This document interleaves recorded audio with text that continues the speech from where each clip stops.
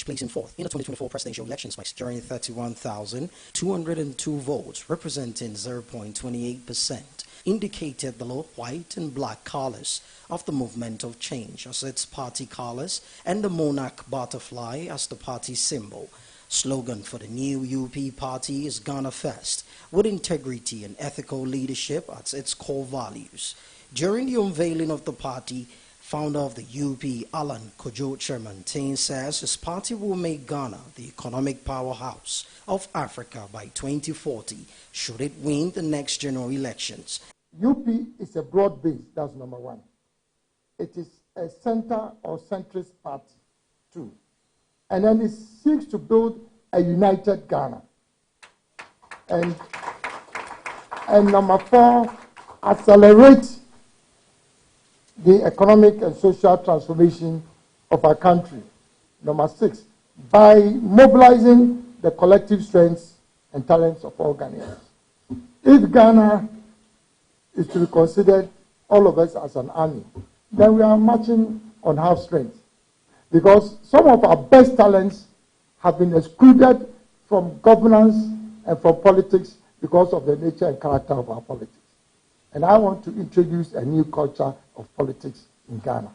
Acting General Secretary of the party, Yao Boabin Samoa, says the party has pushed for some constitutional amendment to abolish the Council of State and replace it with a second chamber of parliament made up of professionals from varied fields. It is going back to the roots of ethical leadership, a time when freedom mattered, when liberty mattered. The United Party then came together to protect themselves in liberty and freedom in order to continue to serve the people. At that time, they believed in decentralized government, they believed in private sector entrepreneurship, and today we believe in all those things. However, we have also evolved. So whilst they were conservative, the UP was right of center, we have evolved to the center. The United Party is expected to participate in the upcoming 2028 general elections, with its founder, Alan Chermantin, due soon to outline the party's policies. The vision is that to make Ghana the economic powerhouse of Africa by the year 2040. 2040? Yes. So it means we have vision 2040. So that's 15 years. What does it mean? Should Ghanaians give us the power 2028? 2028. By 2040, it should happen. Should Ghanaians give us power in 2032? By 2040, it should happen. Because Alan is clear. The policies, the blueprint, is clear. Within a matter of 8 years, we should be able to turn the economy of this country. So that is the vision. When we come to the mission, we have some key words that people should know. Sure. We need to build a united front nation. Okay. We need to build a peaceful nation. We need to have a secure nation and then a prosperous country. Okay. That is the vision. So we are not just coming just like that. Everybody will be given the opportunity to exploit.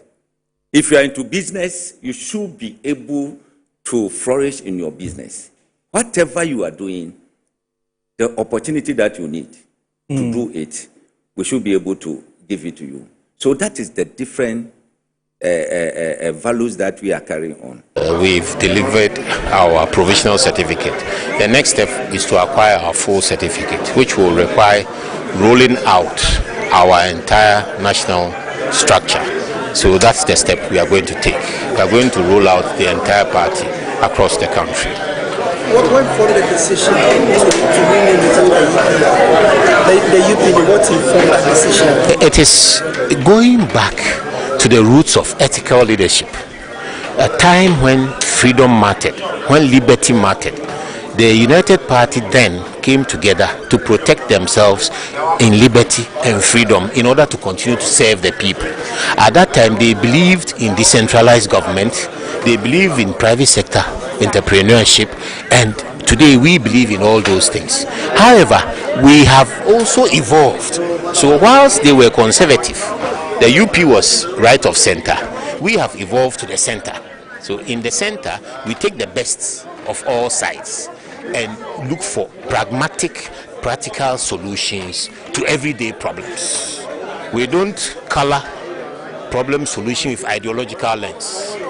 After all, we all realize that the IMF and Bretton Woods institutions control our economies. They dictate what to do to us.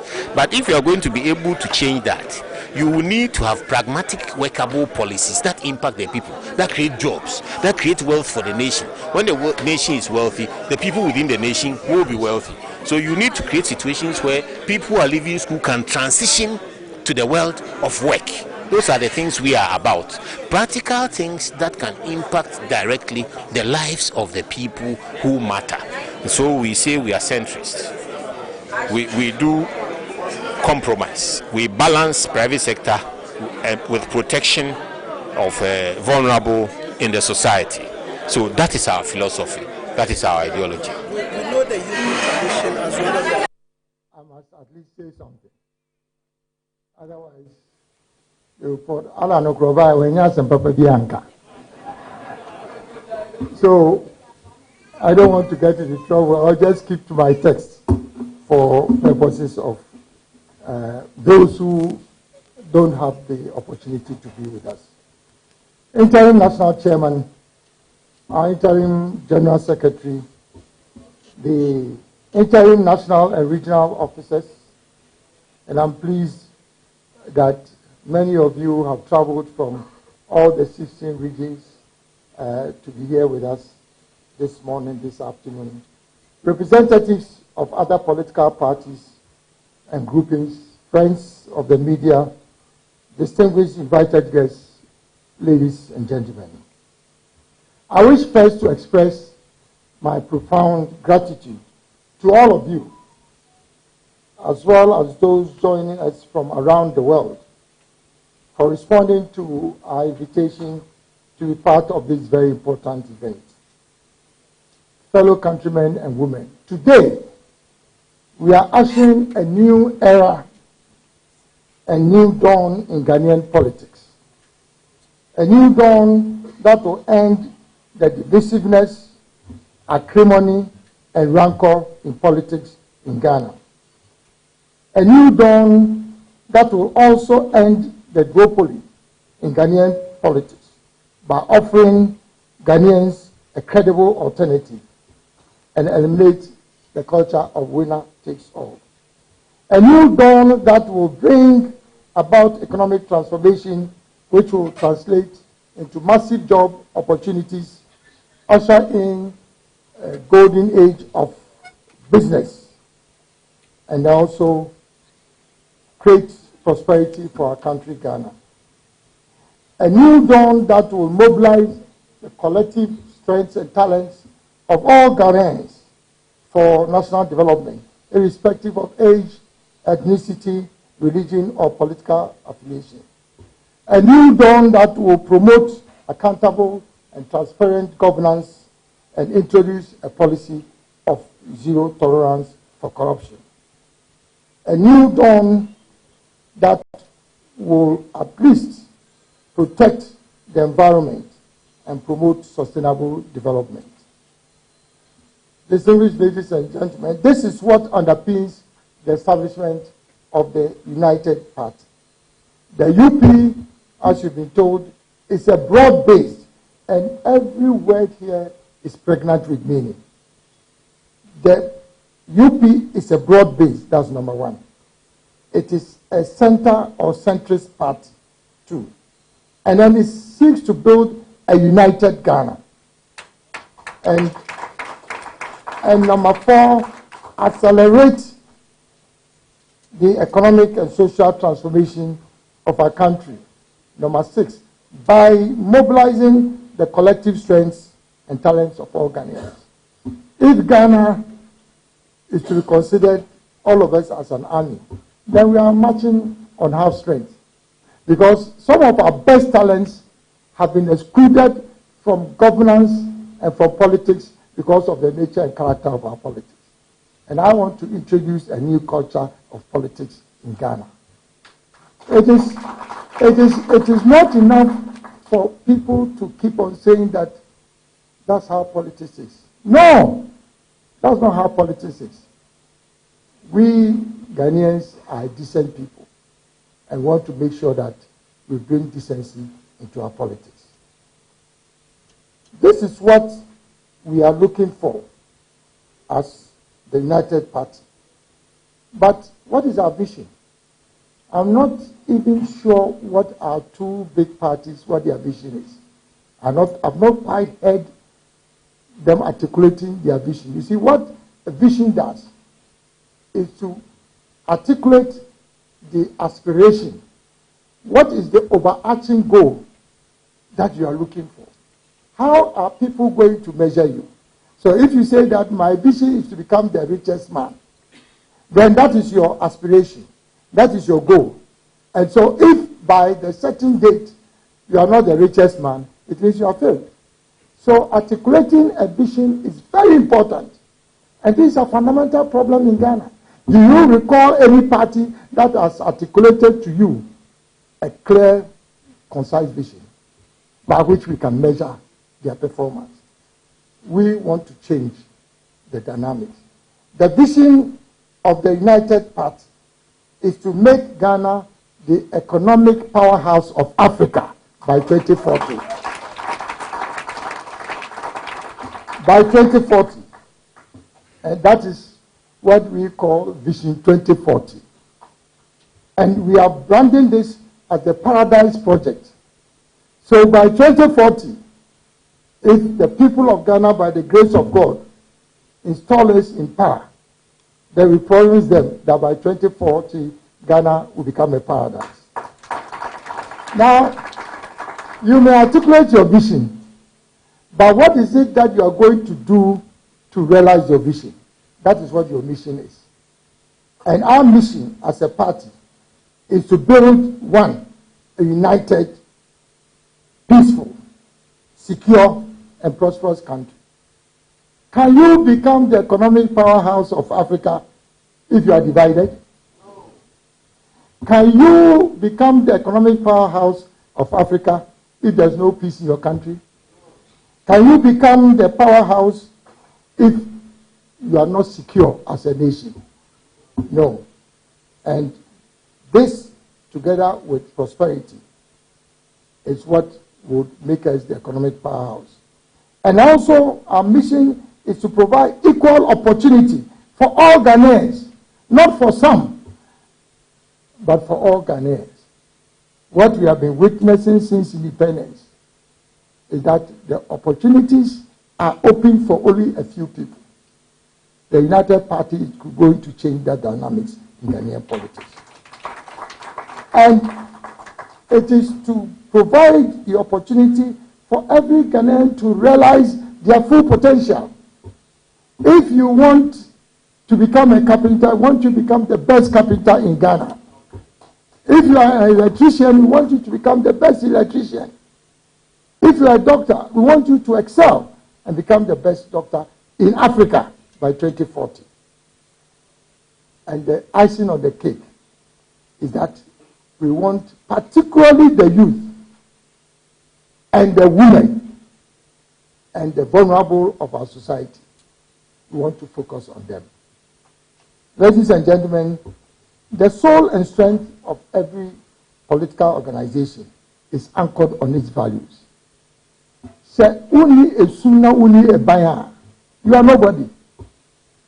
You will become rich, but then if you don't have values, then nobody respects you. And so, your value system as a political organization, for me, is your anchor. And that is why we have defined clearly our value system. And I want you to listen to this very carefully. Because we've opened our party, we've opened our doors to every Ghanaian. But if you join this party, you must understand that these are our core values. Number one, we want to promote integrity and ethical leadership at all levels of our national endeavor. It's not just for the president. Ethical leadership and integrity is not just for the president. If you are a constituency chairman, you are a leader. And so you have to exhibit ethical leadership. If you are a police station chairman, are you not the leader of your police station? So we want you to exhibit that kind of leadership. Number two, we want to introduce a culture of discipline in all aspects of national life. We are very indisciplined. If a function is supposed to start at 10, they assume that everybody will be late. So we should come at 11 o'clock. Now if you go to Germany, right from the time where you go to kindergarten, they let you understand that if school starts at 7 o'clock, by 5 to 7, you are hovering around. 7 o'clock, they drop you off. Not 7:30 or 8 o'clock. We need to introduce discipline. 3, we want to ensure that we enforce laws and order. We don't respect laws and order in our country. And our core value is to enforce the laws and law and order in our country. Number 4, we want to promote meritocracy. Sometimes you wonder, so how did this man get into this position? How? And somehow he has maneuvered to become a big man in society. That is not meritocracy. It is something else. And we want to promote that. And also have a passion for excellence. Even in our homes. If you strive for excellence, that's what I do. Is that not our culture here? No, but how can you become the economic powerhouse of Africa if you don't have a passion for excellence? Look at all the great countries of this world. And I don't want to mention names. It is clear that people strive for excellence. In Ghana, is that our culture? And people celebrate it. You know. But the UP is going to introduce a new culture. Now, ensure tolerance for diversity of opinions and introduce decent language in our public discourse. That is one of our core values. Are you happy with the kind of language that we use in our media and on the air? Are you happy with that? Because nobody has shown us and given us direction that it is not right to be insulting people just because you have a different opinion. Number 6, we want to instill patriotism amongst Ghanaians at all times and promote the interests of Ghana and not your individual interests. In Ghana, everybody is protecting their own interests. So how can you develop as a nation? You've forgotten about the interests of Ghana and you are thinking about your own individual interests. Number 7, we want to unleash the entrepreneurial spirit of the Ghanaian. What makes Ghanaians different is because of that spirit. But our politics has dampened that spirit in us.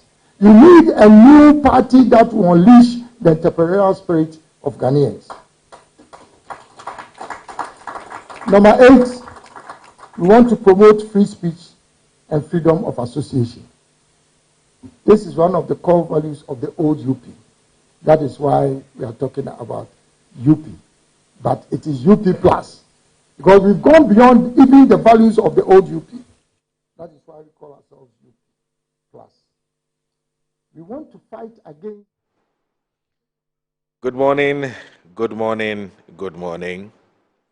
Welcome to Inside Pages on Metro Television.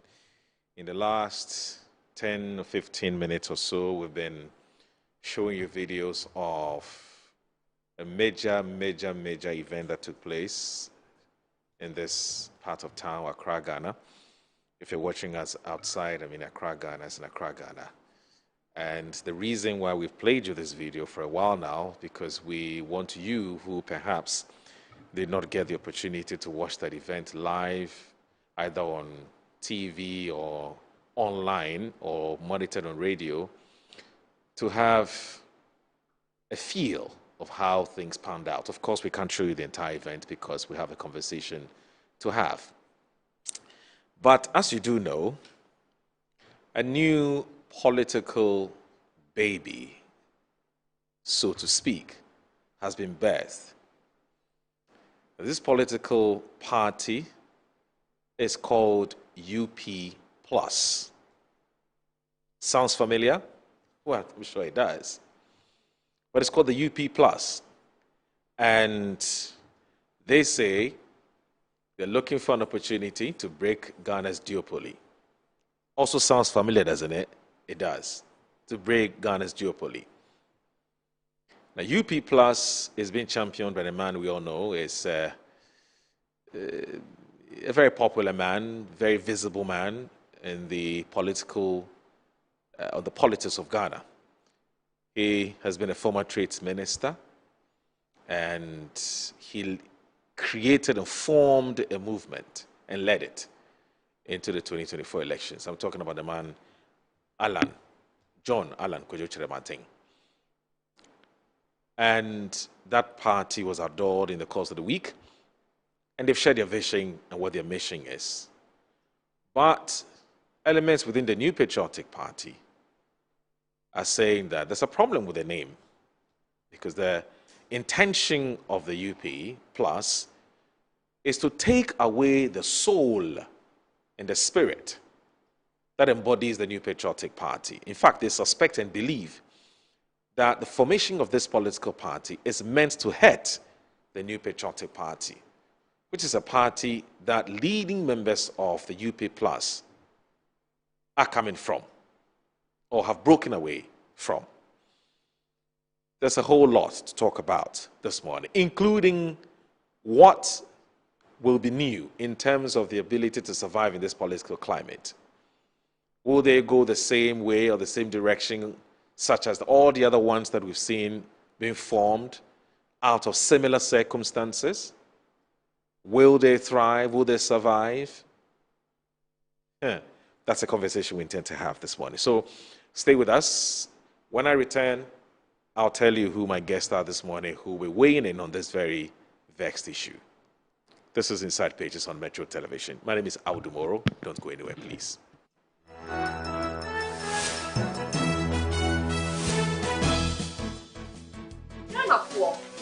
Chia Nara, me ding edge baby dapa. Me dear swunko cran ebremo. Now the 20 animal would be an egg Japan me de bremo. And no any summer spices. Summer spices in here. And wow no bebreo. Various flavors. Ubenya a yako. Ubenya nemchi. You do good jollof muma emu yet.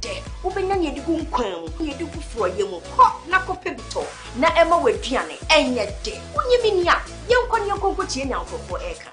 Down when you communicate to you all enjoy Uduba, that Samu spices. What in the essence don't fight.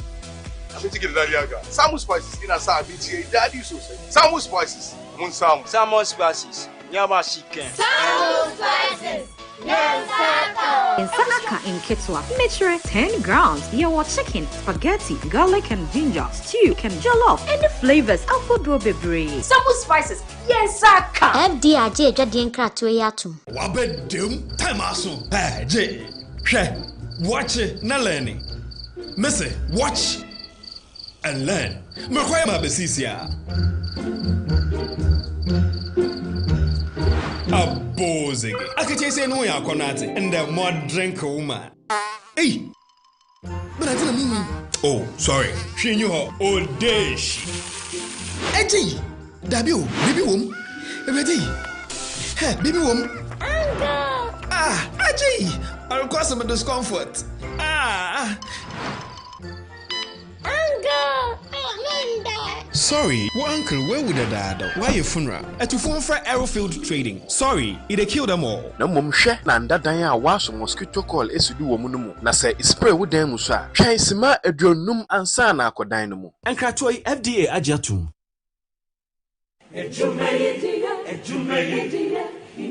In life, choice is good, but choice plus safety is way better. Your safety and comfort is paramount. Under the cylinder recirculation model, you can buy LPG in a safe environment. All cylinders are inspected and maintained to the best safety standards, so your safety is assured. Just take your empty cylinder to the nearest exchange point and swap it for a filled cylinder. Different cylinder sizes will be available to meet your pocket size. Imagine cooking in a smoke-free environment. This will improve the health and well-being of you and your family. Choose LPG in a safer model of distribution. Cylinder recirculation model, securing your safety, creating more jobs. A message from the National Petroleum Authority under the patronage of the Ministry of Energy.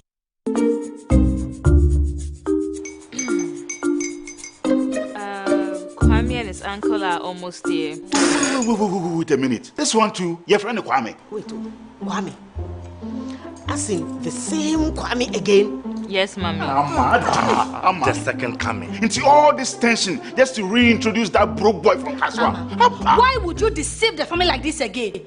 Now I understand the whole delay. Troll from Kaswa, dear. Why wouldn't he be late?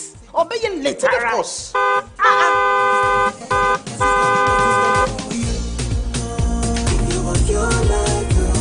Star 712 hash, star 712 hash. You go be the luckiest. Copy from Georgia be luckiest. From not the block, she be luckiest. Yeah, you go be luckiest. No matter why you're lucky, everybody go be that luckiest. That's Kwame! Send your God down for boom. If you're poor, what's that to you? So would the coming of the Son of Man be. Hey. Is that his car? Dial star 712 hash. Choose your ticket. Enter your lucky number. Follow the prompts and let destiny handle the rest. This promotion is regulated by the NLA on the Caritas platform. I just want to hear. Welcome to season 2 of Play by Ear. Make some noise. This is the only show. All you need is your ear to win some cash.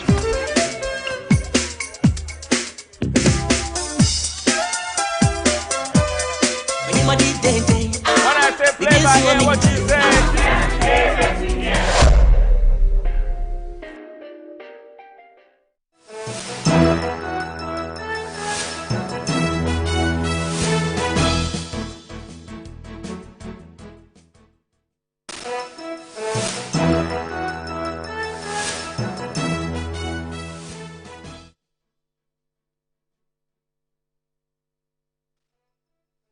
Thank you very much for joining us. This is Inside Pages on Metro Television. My guests already seated.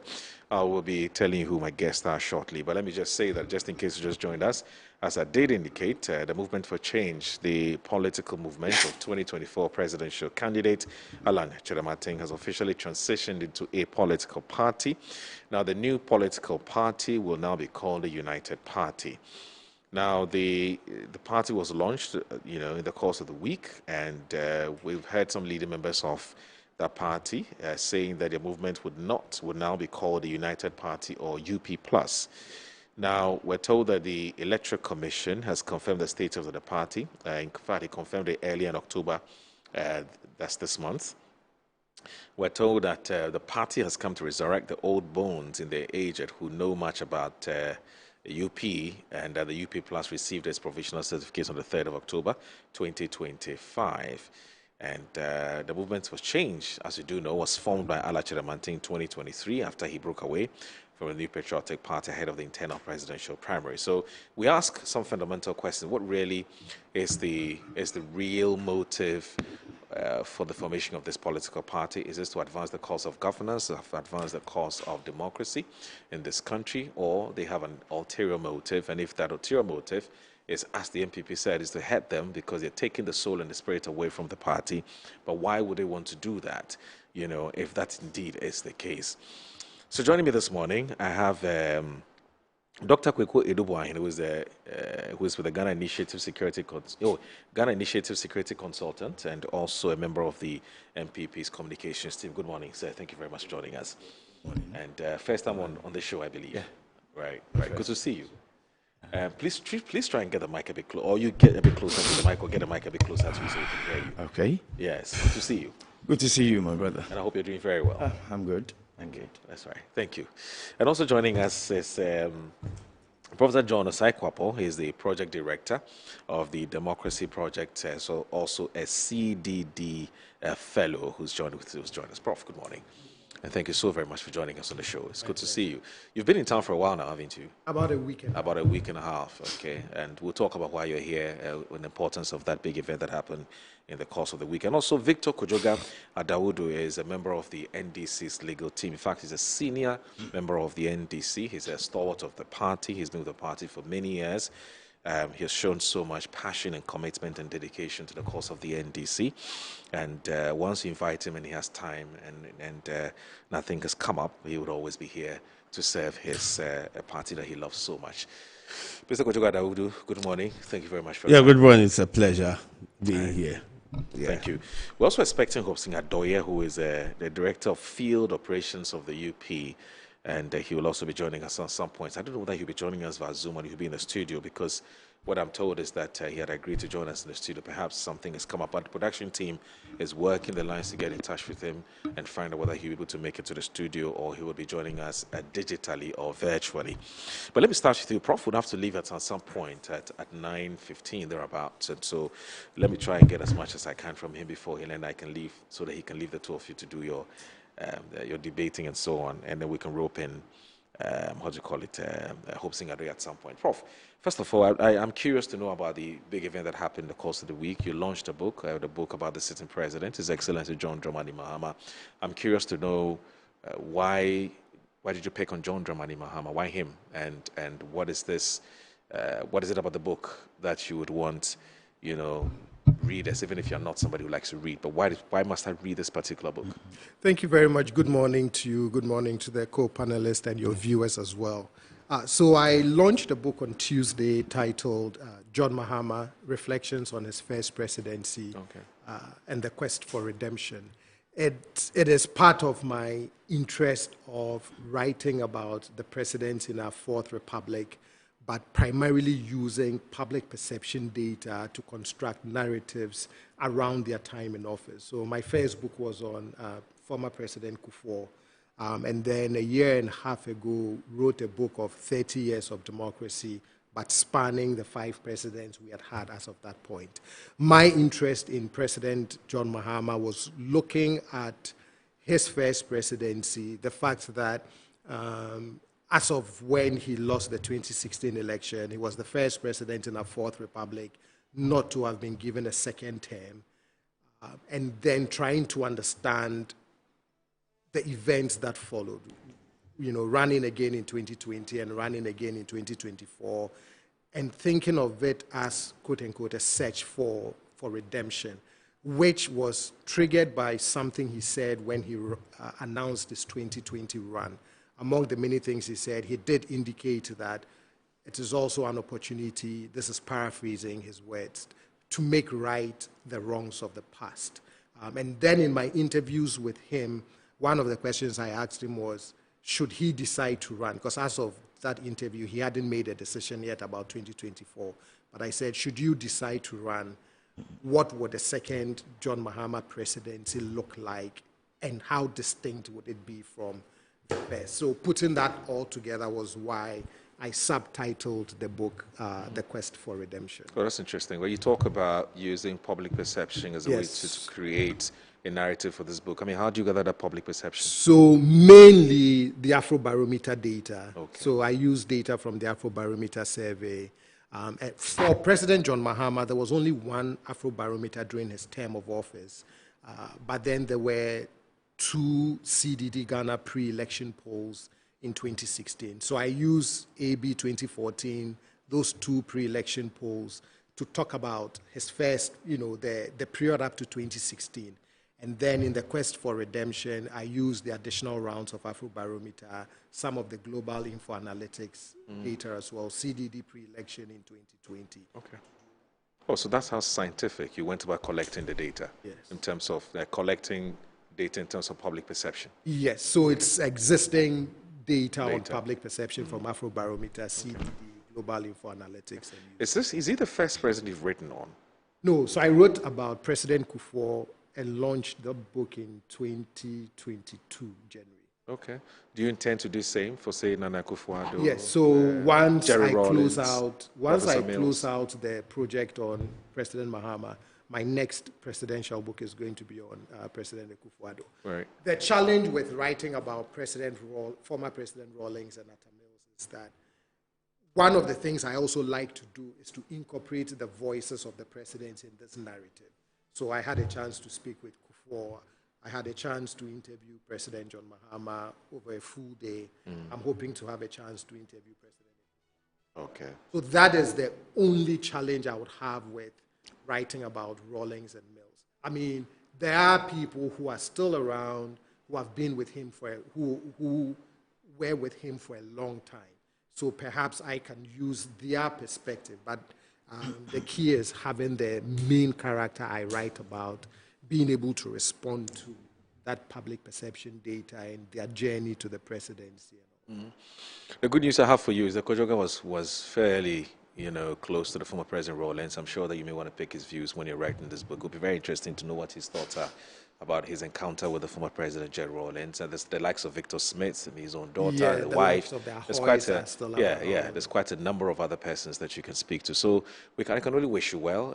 But finally, what do I get from reading this book? I mean, there's got to be some value proposition that you're giving for persons who you're hoping to buy this book. I mean, you would see that one of the key things that the Ghanaian voter has matured to and has reached a level where their most potent accountability tool is voting, and that when they are dissatisfied with government performance, they would not hesitate to pull that lever, which is voting you out of office. That for me is one of the key things. The second key thing for me is, what does a second John Mahama presidency present then for Ghanaians, as I talk about redemption? In fact, at the book launch, someone asked, who is the redemption for? Is it for President Mahama or is it for the country? And upon further reflection, I wrote about it primarily from the perspective of the president, that perhaps the redemption is for him. But in further reflection, I realized that if good things happen in his administration, he gets to leave a good legacy, but he also gets to leave a good country behind for his successor. Okay, all right. The only thing that's been missing here is that Doc didn't bring us copies of the book until we can take him on. Perhaps because he knows you're going to be here. I mean, the flights were sent to him, but he has apologized. So I can speak on his behalf and say, we are sorry. I think that Prof is an authority when it comes to political activities. So it is good to at least gain from the fountain of his wisdom. And I think the book will be very relevant when it comes to political activities, because to achieve democracy, one of the cardinal roots or major points to do is through political activities. That's how. And it's the same through the political activities that you kill democracy.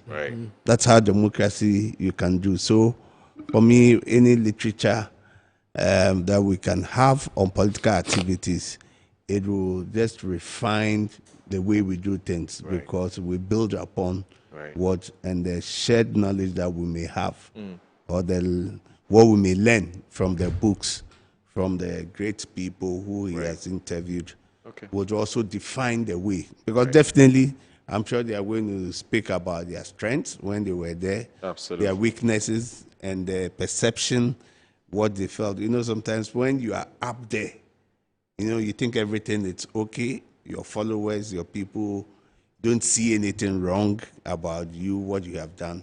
But those behind will be able, and when these are documented, it guides our path so that we don't repeat those mistakes. Just to tie in as now we have the UP, maybe what has happened to the splinter groups. will not also happen to them in the course of the years to come. So I think, Prof, congratulations. And we'll love to read. Yes, I will take your contact. My good brother Kojoga and then a lot of his diabolics. You mean he started too early? He started too early. He just not turning this halfway yet. The creation of this halfway yet. He's a guru at it. That's for this one. Don't go there. Very, very subtle. Very hard to see. But I finish you. I'm not Kojoga for okay. Some of these things I could usually do. You and diabolics. No. But then it's worthy of commendation that the Prof will come out with a book like that, detailing some of these things that have happened with the John Dramani Mahama administration in the past, and then coming back with it again. Today he's in office. I think he should. The book, we had read it. I mean, we would have gotten a lot of ideas about what he's going to do new in this current administration, and then how well he seeks to put Ghana on the global map, and then leaving a more secure, a more peaceful country before and after his tenure of office. Okay. I think it's worthy of commendation, but then I would want you to also do it for, like he rightly put it, Muru rightly put it, the former president is still alive. By far one of the best presidents that have ever graced this country. So you should do him the honor. Let's write about him whilst he's still alive. Okay. And then he can tell us more so that we document some of these things, and then how he was able to come up with some of the policies that he came up with. And so that the students of today, we students of politics, would learn. I know my good friend Kojoga would love to read it, how Akufo-Addo achieved a lot of the things he achieved, the things he did right for Ghana. Yes, like you rightly put it, when you are there, you think everything is rosy. Everything that you're doing, you think that this is the best decision, the best in the best interest of Ghana. But then sometimes you get some things wrong, sometimes you get it right, just as we are witnessing today. People will promise heaven. Okay. And also we'll see how the elephant was chased to the bush again. I told you about it.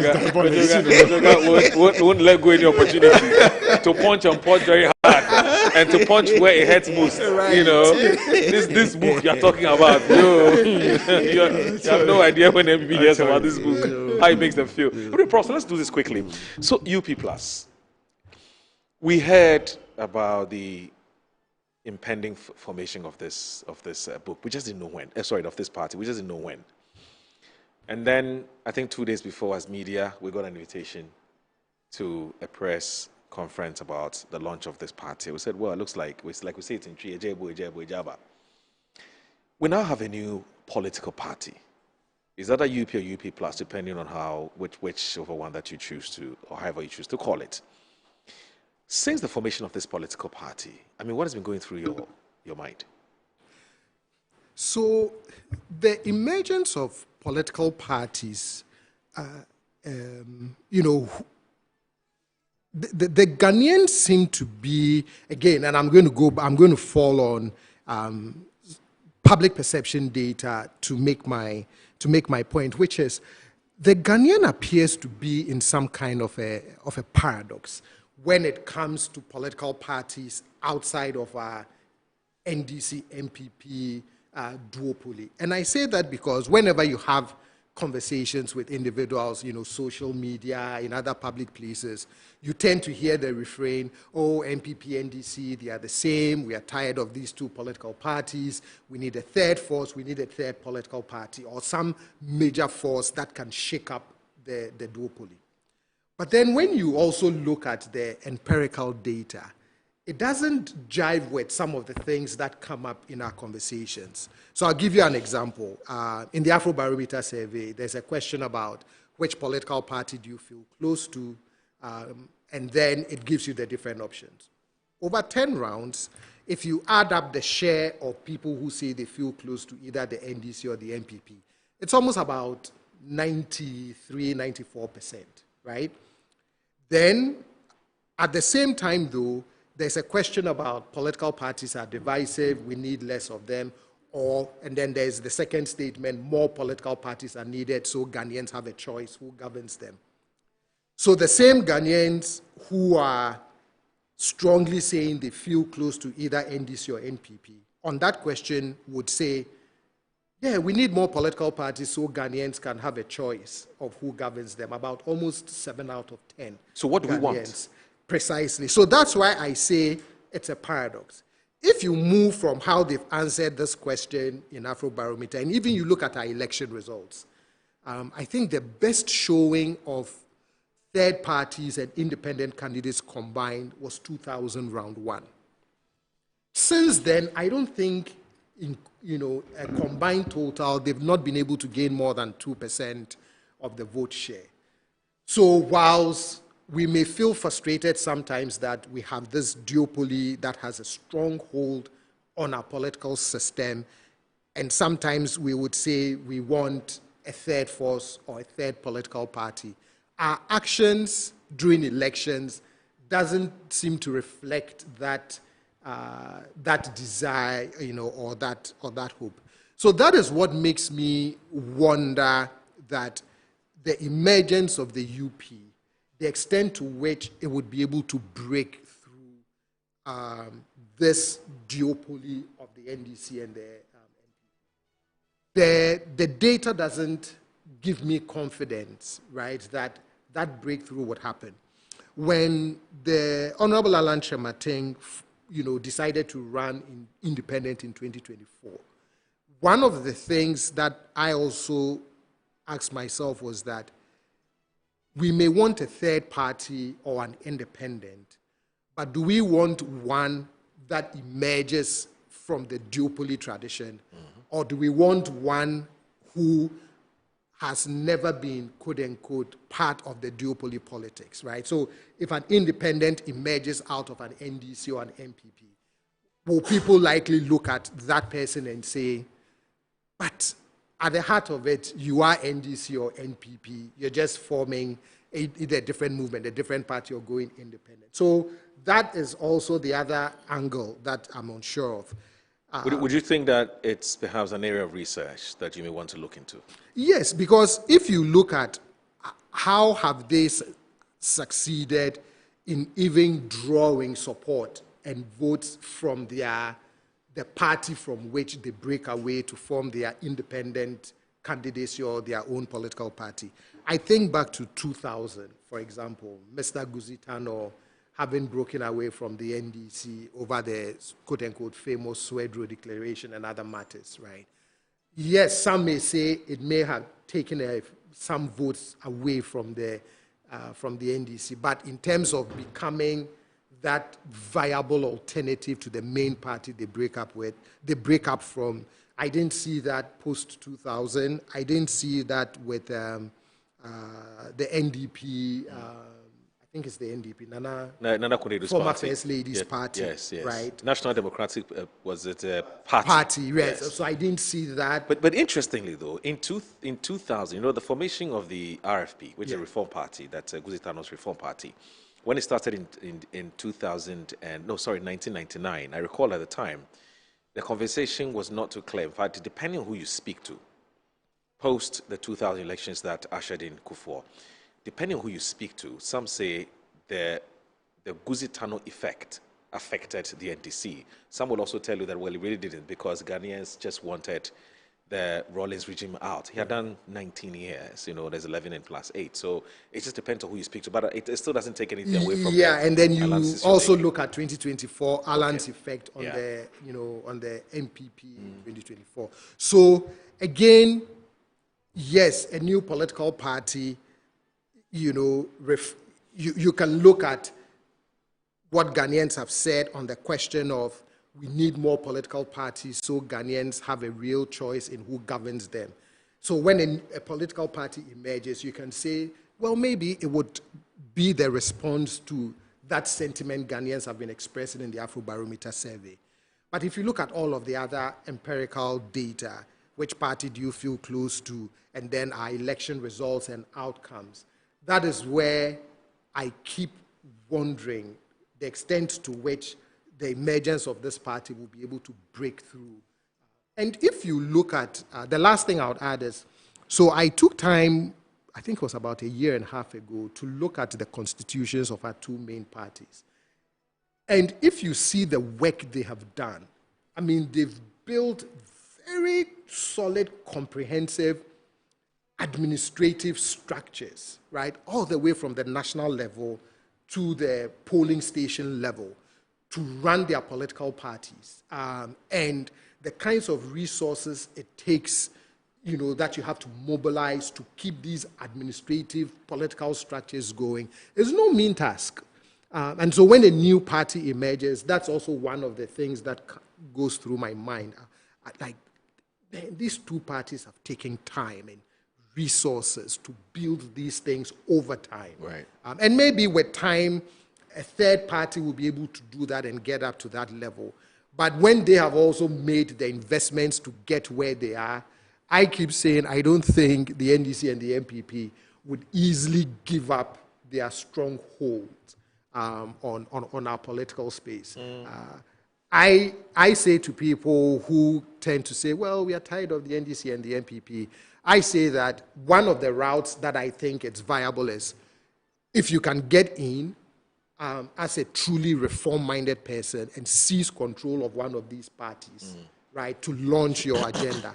But again, they are also not going to allow you as an quote-unquote, as an outsider to just come in and take over the party, because, again, the establishment has a way of ensuring that you don't, quote-unquote, disturb the party structures too much. Now, it's still delving in the world or the arena of the paradoxical situation that you paint, where Ghanaians say they want to change from the duopoly, but at the same time they're stuck to the duopoly.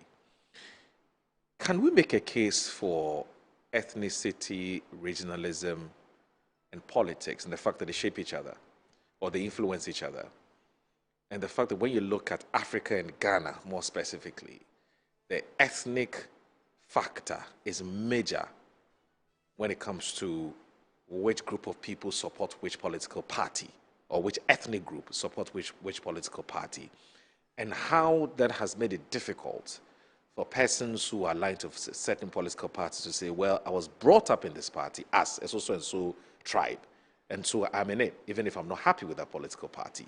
And so when you break away from that political party, then the question is, what is the foundation of this political party that you're forming?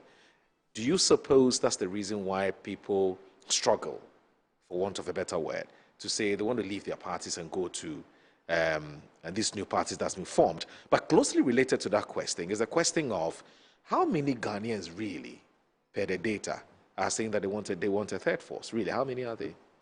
So on the second question quickly, okay. Afrobarometer around 2024, it was almost about 70% saying that more political parties are needed so Ghanaians can have a real choice in who governs them. But whether they'll be willing to join those political parties is an entirely separate because issue. In that same survey, when you ask which political party do you feel close to, the share of NDC MPP comes up to over 90%. Okay. So again, there's that paradox of maybe these are the real choices before us, although we wish we could also have another real choice. As a matter of principle, they don't have a problem with multiplicity of parties. They think it's good for democracy. But what perhaps the research hasn't done, and I'm yet to come across any research that says the same people who are saying they want more political parties are saying they are willing to leave their mother party or a party that they so love to join these other political parties. Maybe that's what the other leg of the research that somebody else would have to take up, which typically is how research is done. Anyway, you look at where somebody has gotten to and then you take it from there and so on. I don't know what you think about this proposition. This is tied back to your first question, which is how do people then arrive at developing strong connections to a political party that they would never leave. Okay. So I was having a conversation one time with my mom, diehard MPP. No matter what you do, she would always vote MPP. I recall in the 2016 election, she says to her children, God forbid I die before the election. Wow. Please make sure that my thumb is not buried with me and ensure Really? that that thumb is used to vote for Nana Addo, right? So that is her.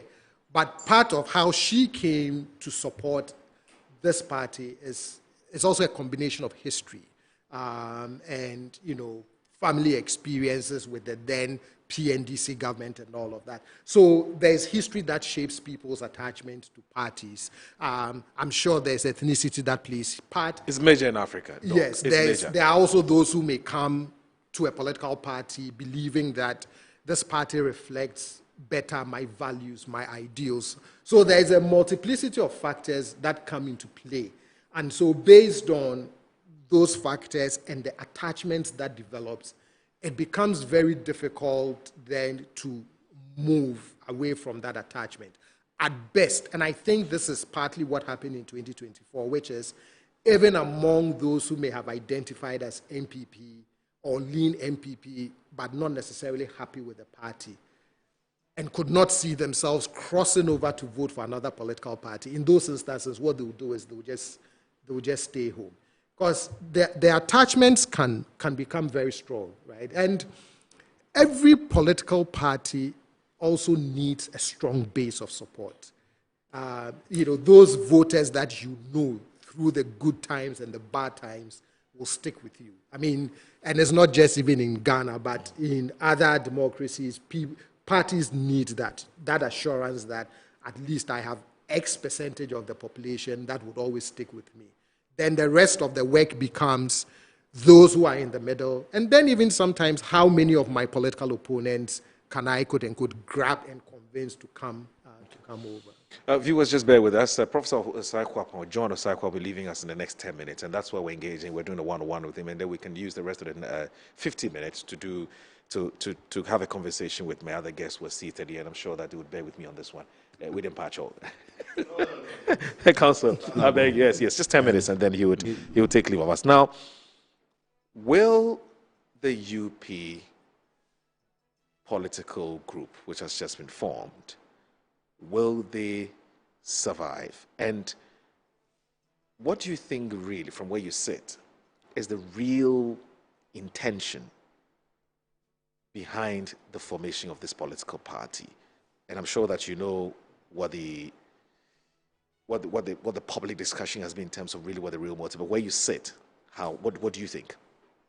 I hope they survive. More political parties do not hurt a democracy.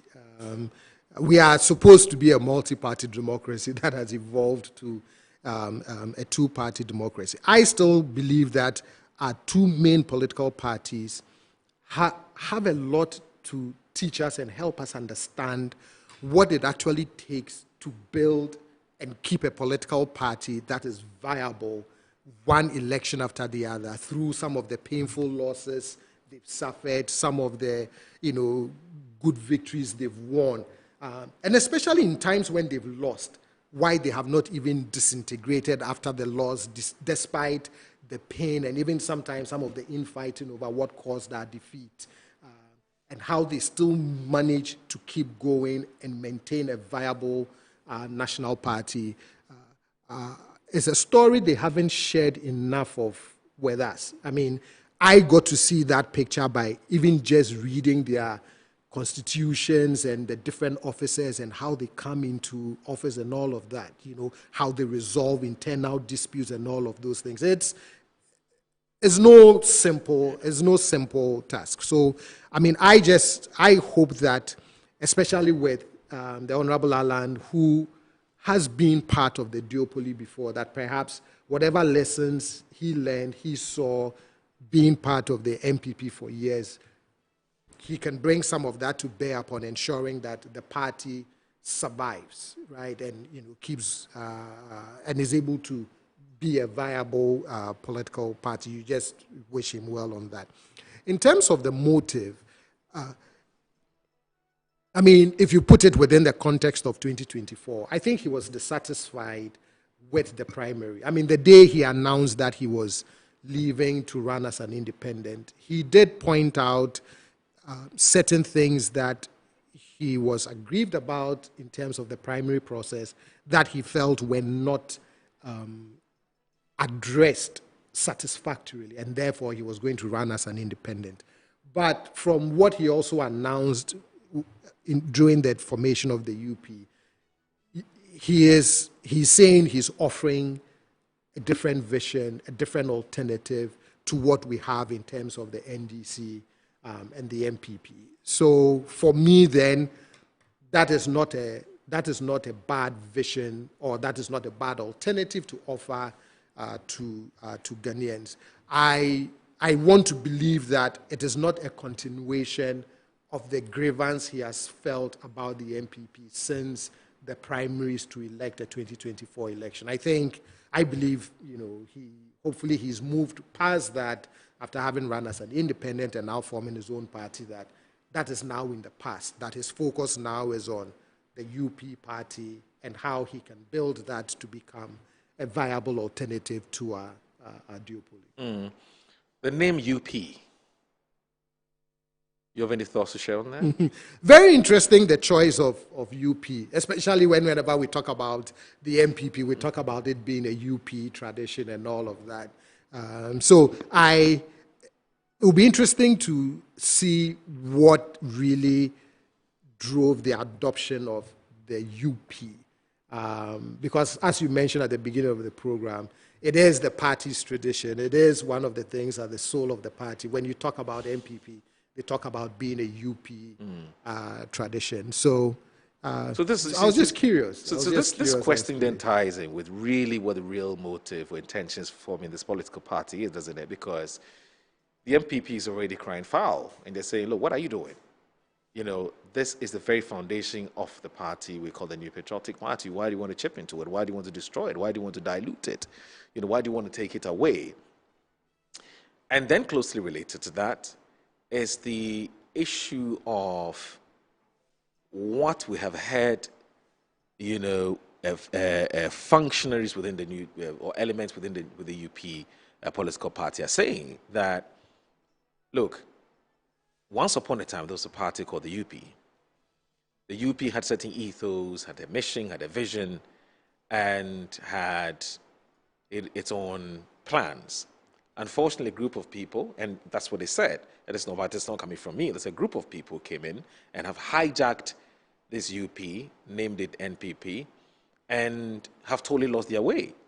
So we're going back to the UP, which was known, which was an amalgamation of everybody.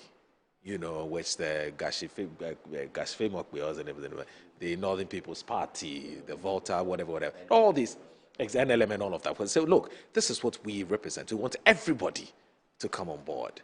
And that's the New Patriotic Party of today. Again, you see, listen to the number of times the New Patriotic Party kept coming up during the launch of the UP, and that the New Patriotic Party is now called Nana Addo's political party. So I'll leave it there. We'll take just a minute. I'll come back to you and ask you whether you still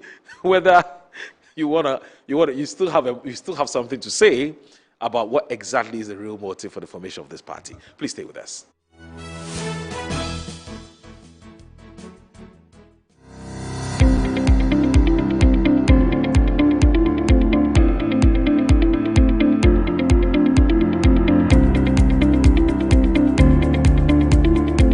Ebusiafo ye mama kwaba eba Children's Palace. Nkwala nyema nyina fie enyi.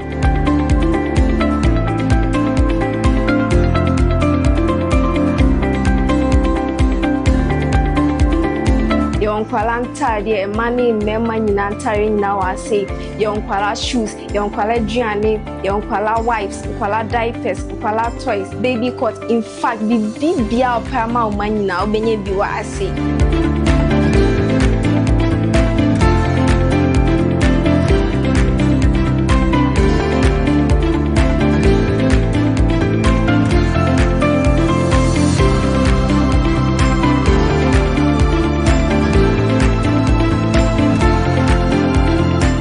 located at East Legon Hills, Nana Krum KFC. Contact us on 059 6377 172. Children's Palace. Happy children, happy fashion. See you soon. Bye-bye.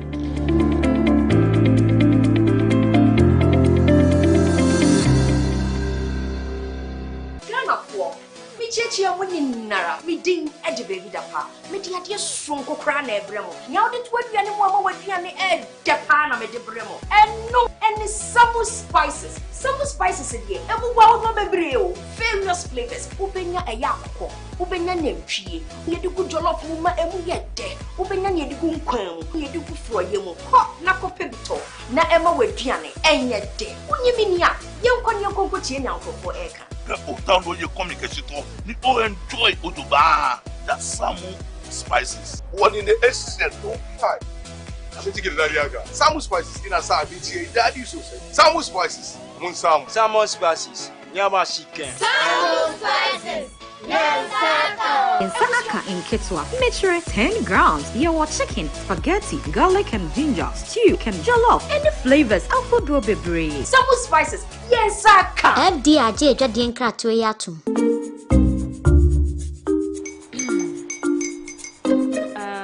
Kwame and his uncle are almost here. Wait a minute. This one too, your friend Kwame. Wait, Kwame. As in the same Kwame again? Yes, Mommy. I'm the second coming. Into all this tension just to reintroduce that broke boy from Kaswa. Why would you deceive the family like this again? Now I understand the whole delay. Troll from Kaswa. Why wouldn't he be late? Or be late? Of course.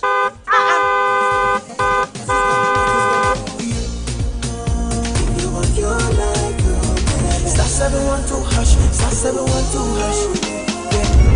Go be the luckiest, go be from Georgia be luckiest, from not the cause she be luckiest. Me and you go be luckiest. No matter what you're luckiest, everybody go be the luckiest. That's Kwame! Send your God down for boom. If you're poor, what's that to you? So would the coming of the Son of Man be. Is that his car? Dial star 712 hash. Choose your ticket. Enter your lucky number. Follow the prompts and let destiny handle the rest. This promotion is regulated by the NLA on the Caritas platform.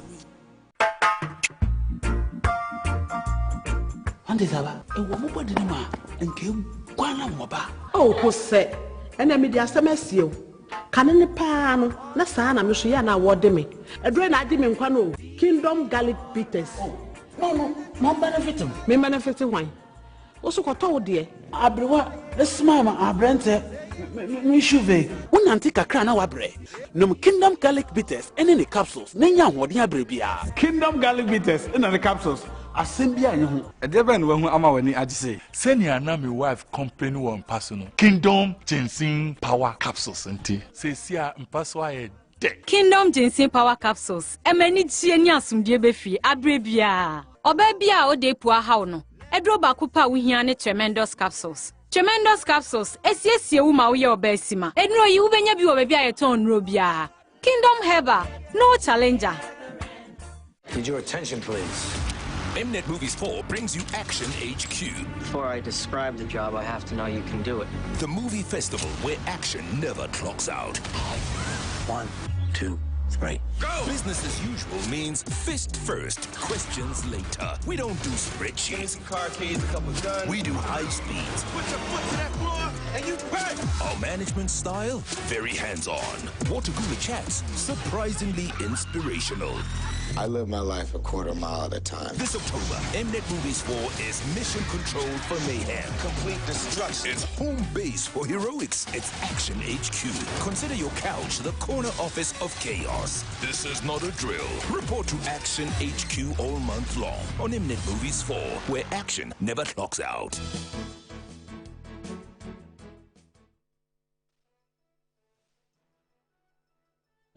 You're still watching Inside Pages on the Metro Television, and thank you very much for staying with us. I have Professor John Osai Kwapong, who is with the Democracy Project, is the coordinator, and we're having a, what we call a 101 which will be ending in the next few minutes, about the formation of the new baby in town, that's the UP Plus or the United Party, and helping us understand whether indeed it was a good idea, and if it's a good idea, whether it's good for Ghana's democracy, and whether, for more importantly, will they survive, because the earlier ones didn't survive. Will this one survive? And that's where we are now. But, Prof, you're talking to me about, before we took that break, I was asking you about motives, and I'm saying that having added giving you some more information about some of the, statements that were made during the formation of this political party. There was talk about MPP and what MPP didn't do right, and what MP is doing wrong, and why the UP is coming in to correct the wrongs of the NPP. Does that change your stance about, or does that change your opinion about what really is the real motive for the formation of this UP, or you still want to be convinced? Well, I just hope that it is not, as I said previously, a continuation of some of the grievances that emerged from the 2024 selection of a flag bearer for the NPP. There's so much, and for me, grievance politics is not something you want to drag for too long, especially if you're trying to build something new with a new vision and a new path. Because otherwise, you get caught up in the kinds of politics that makes some Ghanaians say, we want something different from the NPP and the NDC. So I hope that the motivation is more than just, I'm aggrieved with the NPP and I'm trying to hurt them. I mean, I hope that is not the case. I would want to believe that it is bigger than just how I have felt about the NPP because of the way I was treated. Okay. Versus, I hope it is really about, even if you think, the NPP is not living up to its UP tradition, and so here's a new party that would really live up to that UP tradition. It's sometimes what you see when the different Nkrumahist parties emerged, where they would all claim to be the true Nkrumahist, and they are the ones who embody the true ideals of the late president, Nkrumah. Mm. But again, I just hope that the motives are more than just to hurt the NPP or to keep dragging the grievances from the last flag bearer. Finally, we have already heard the UP hint that Alan Kwadwo Kyerematen is going to be the flag bearer. I don't even know why that has to be the case, because the Democratic Party, you would expect that other persons will be given the opportunity to, to contest, and then the best is chosen. But now we're told that Alan will be the next flag bearer, which is whether you like it or not. He's the next flag bearer of the party. We can have a whole conversation about whether that's good democracy or not. But that's another. But he's coming again. But we've also seen his performance in the last elections. He didn't even make up to 1% of the total votes cast. Do you think that now that it is a political party, the dynamics will change? I'm not 100% sure, because again, if we go back and look at the performance of third parties in our elections, their best showing, almost about, I think it was around 6% combined, was 2000 round one. Mm-hmm. Ever since, they've struggled to get no more than 2% of the total combined vote. Now, you can say maybe it's a reflection of the different parties that we have seen emerge, and that maybe the UP party would be different and therefore will be able to get a bit more. But when I look at the data, I'm not convinced how a new party breaks this stronghold of the NDC and so the none NPP. Of the political parties should be worried, MPP, NDC. Yes, they may be able to chip at the vote of these two parties, right? If a major figure left the NDC to form a new political party, sure, they may be able to take some votes away. And sometimes when our elections get very competitive, those small margins can make a difference. But when all is said and done, and the voting pattern still makes me say, we keep saying we want something different, we are tired of NDC, MPP, but we still go with them, which is why for me, the path I always recommend is get in on one of these parties' major platforms, So if you look at Bernie Sanders in the US, he claims independent until it's election time and he wants to run. And he runs on the platform of the Democrats. If you look at someone like the current president of the US, Donald Trump, right? He could have gone the path of a third party, but I'm sure he realized the path is more viable through one of the two main parties. Right. So chose to go through the route of the Republican Party. Prof, thank you so My very pleasure. much. And it's been wonderful having you join us. And I can tell you that my other guests have enjoyed every bit of this conversation, and so they're not unhappy at all. In fact, they would have wished that we did this till 10 o'clock, because you guys just hinted me. And unfortunately, you can't stay because you have other things to attend to, but we're grateful. But secondly, our book, please, in the course of the week. Yes. And if you can please send me their contact. That's fine. I'll do that. I'll do that. And then you can reach out with the Prof. Thank you so very much Thank for you your time. very Are you going much. back to America next week? Yes. Okay. All right. So we wish you the best of luck. And we'll read the book and give you our feedback. Thank you. All right. Thanks All right. a lot. But let me now start with you, Doc. Dr. Kweku Edubua, you can call you Kweku. I'm sure you don't have a problem with that. Now, I've heard some people say that you brought this onto yourself. I mean, Alan Kyerematen had complained several times about how the MPP had treated him. Must have been in 2014 or so when he attempted to leave the party. I'm told he was spoken to. There was an intervention, and so he took the letter back. And then now in 2024, this one is left. Nothing was going to bring him back, and then he forms Movement for Change, and now he has a political party. I've heard some people say you could have prevented this from happening. Do you agree with those who say that? Yes and no at the same time. Okay. I think the formation of this new political party by Alan Kyerematen comes out from some of the things that he feels that had happened in the past elections. He's gone through one or two situations where he thinks he was not treated fairly. And because of that, he left at one point, came back again, and then left again. He's contesting. He said he didn't leave. He said he threatened to leave. Oh, but then he actually wrote a letter. Yes. He actually wrote a letter. He said the letter was not delivered. It was leaked, but it wasn't delivered. Anyway, let's whatever it is. Whatever situation that it was, yes. We know that he left us at one point. You'll be surprised. They've called in several times to say we should stop allowing their critics to continue to perpetuate this falsehood that he left and that he didn't leave. And that's why I'm doing this, because I'm sure some of them are watching. But for you, it's neither here nor there. For me, I think that if I have an issue with whatever creation that they did, whatever political party that they formed, it is the use of the name UP. Okay. As a student of politics and as an MPP person, I think the UP, the United Party, has been our tradition. Has been there from 1957 when the NLM, the NPP, formed by S.D. Dombo, the Togoland Congress, all came together under the leadership of Kofi Abdel-Fakozia in 1957. So if we had this, and this has been our tradition, and you've been part of us from the J. Kufuor administration from 1992, Alan Kyerematen has been part of the formation of NPP.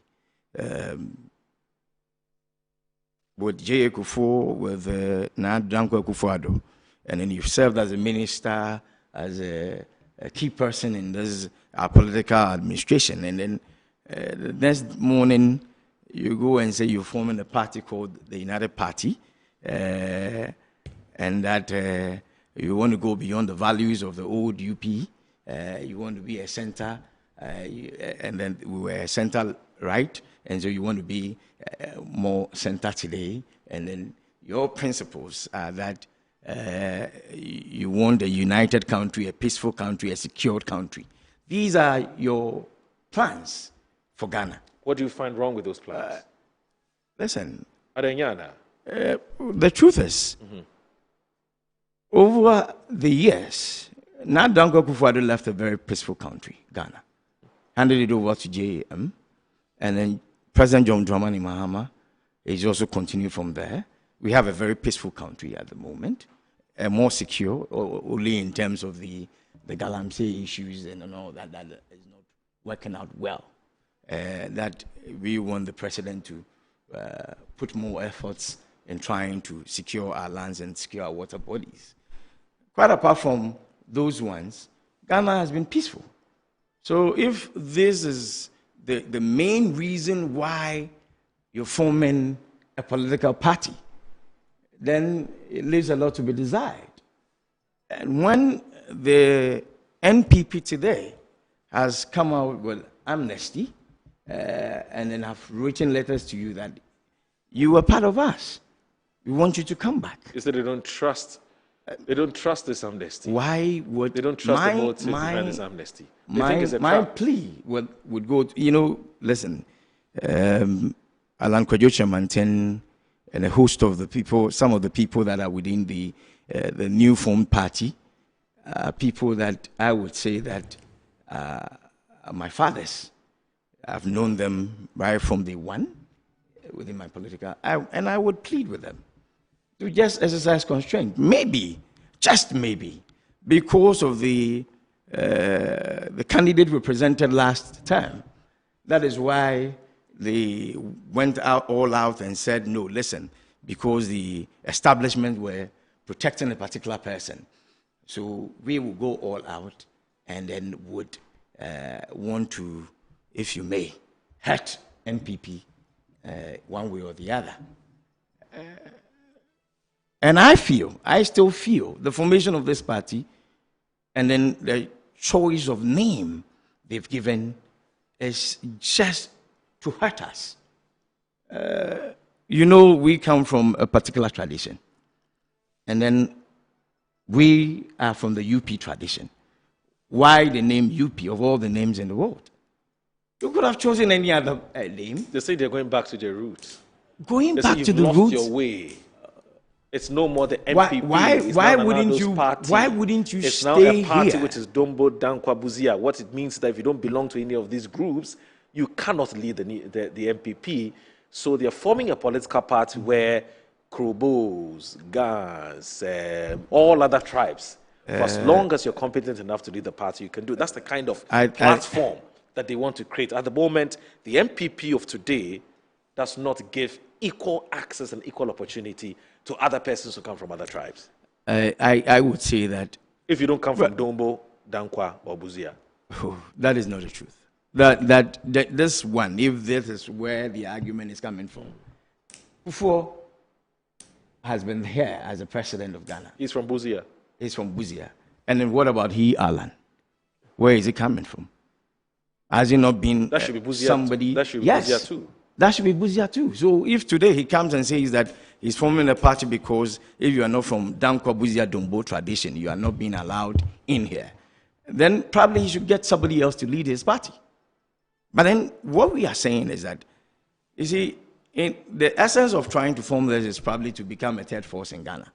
But then would that happen?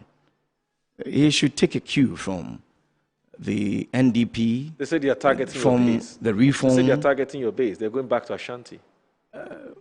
He's an Ashanti. He's going to talk to the Ashanti MPP supporters and get them to come back home. UP is your home, not MPP.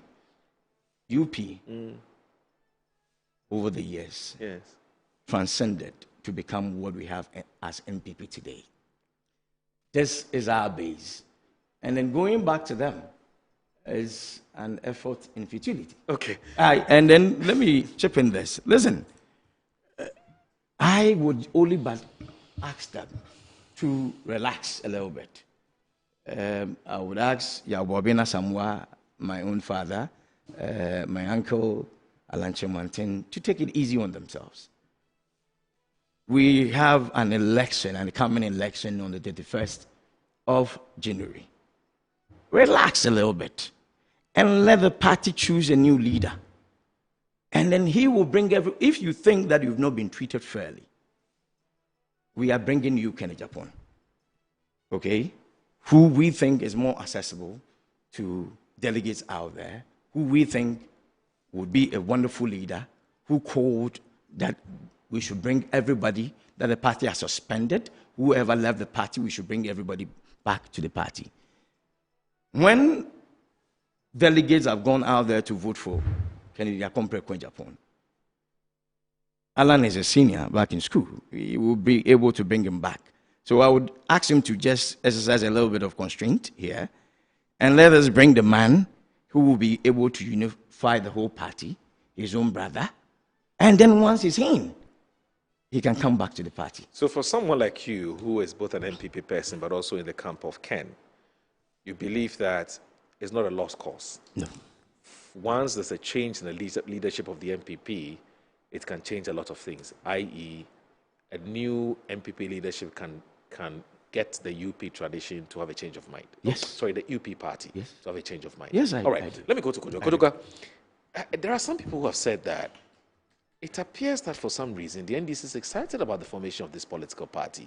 What is it that you know that we don't know? No, it's not only about the NDC that will be happy that there's a new political party. I think the society general, in that, as Prof.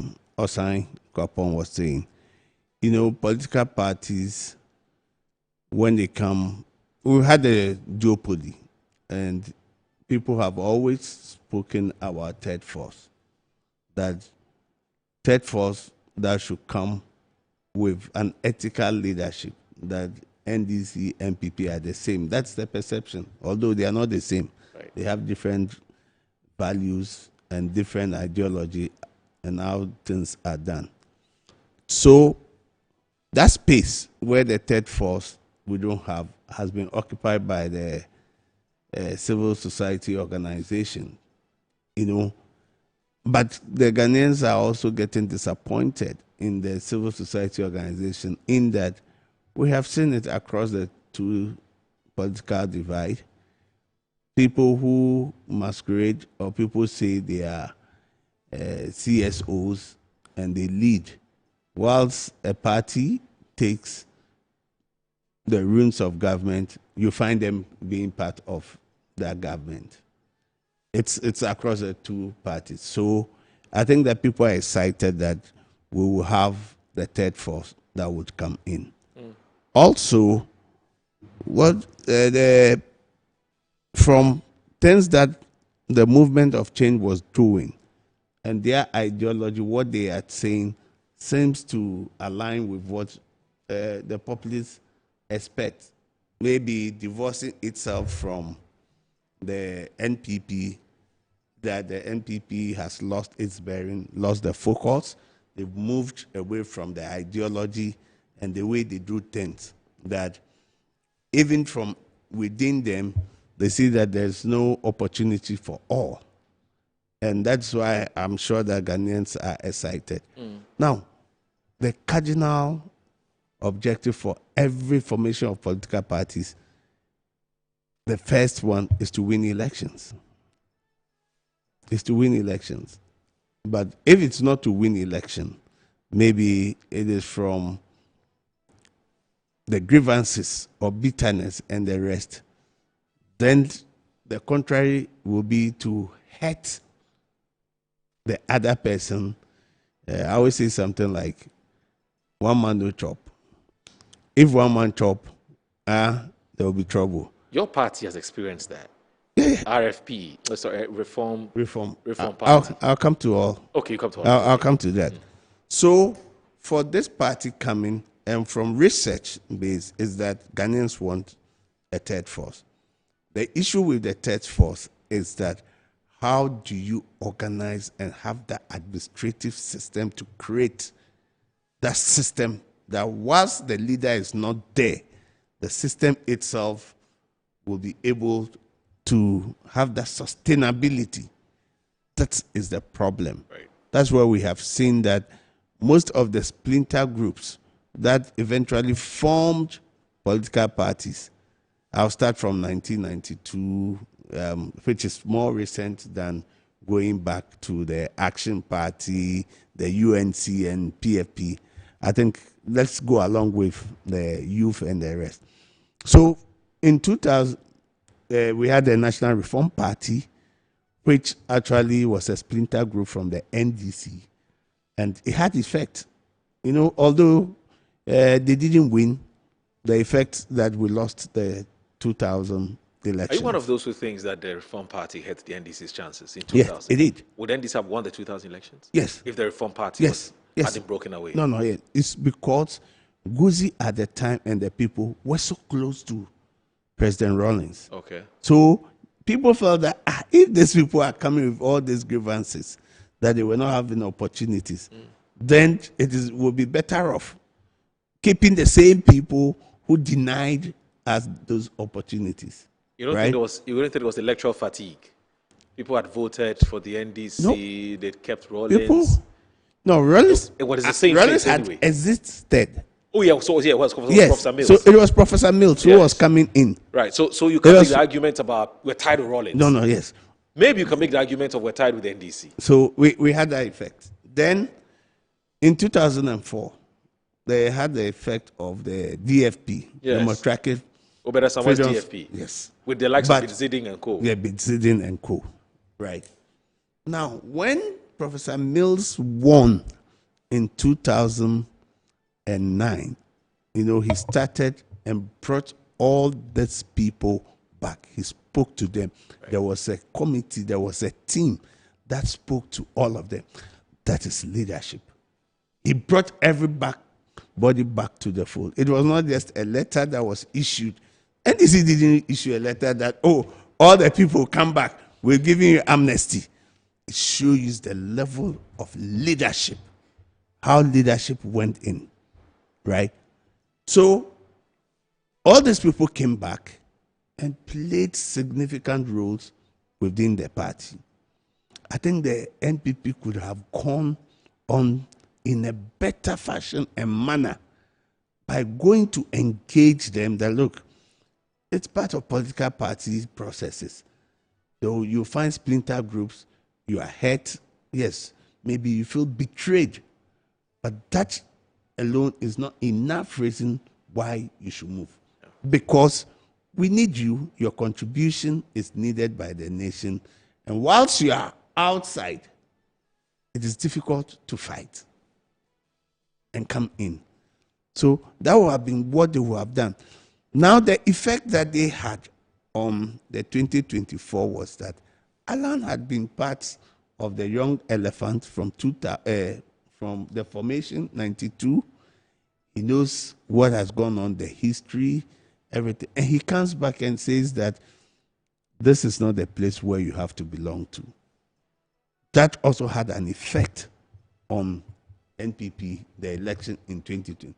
And it was a humiliating defeat. All this contributed to that. So I was expecting that the leadership, so you could clearly see that as we speak now, we don't have that leadership that have firm grip over the party, which would say, will speak like those days when Darocha speaks, nobody speaks again. Yeah. These are the likes of the people we, even from other side, we admired so much. We don't have that. And these are the things that are happening. Now, my issue with the UP being a good thing, they have promised, they are saying ethical leadership. I'd allow you to tell me what your issue with the UP is. So please just bear with me. You're watching Inside Pages on Metro Television. Please stay with us. Don't go anywhere.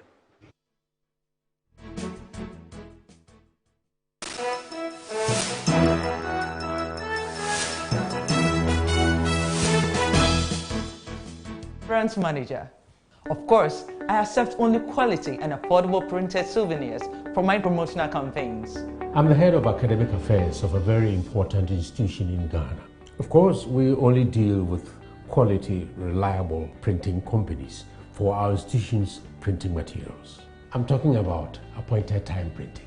Appointed Time Printings. We take pride in our extensive print scope that transform your ideas into captivating visual masterpieces. We delve into the core objectives and vision of each print project. Precision printing is at the heart of our printing process as we meet your tight deadlines. Our rigorous inspections, color verification, and overall printing excellence are assured. 20 years of printing excellence. It's always a pleasure working with you to create a vibrant, dazzling printing experience that gives you a masterpiece. Appointed Time Printing, your world of quality and affordable printing.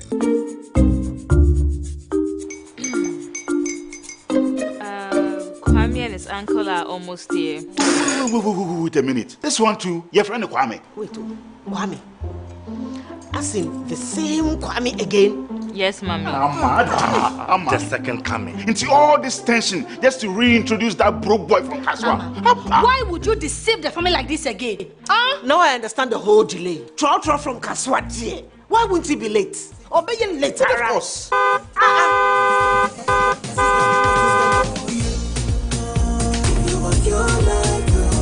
Star 712 hash, star 712 hash. You go be the luckiest. Copy from Georgia be luckiest. From not the cause she be luckiest. Me and you go be luckiest. No matter what you're luckiest. Everybody go be the luckiest. That's Kwame! Senya God the apple boom. If you put it toye, so would the coming of the son of man be. Is that his car? Dial star 712 hash. Choose your ticket. Enter your lucky number. Follow the prompts and let destiny handle the rest. This promotion is regulated by the NLA on the Caritas platform.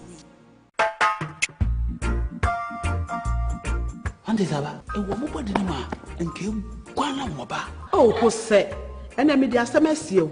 Cannon pan, Nasana, Michiana, what me. A drain I didn't quano. Kingdom Garlic Bitters.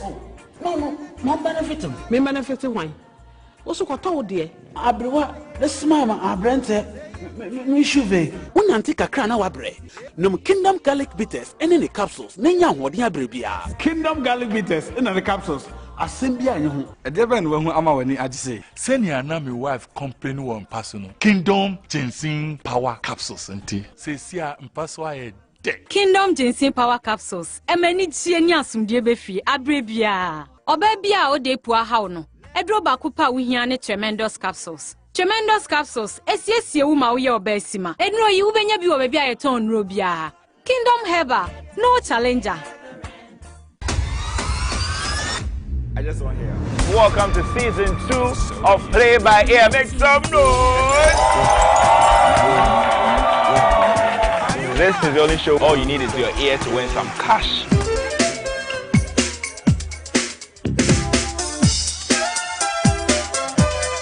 When I say Play by Ear, what you say?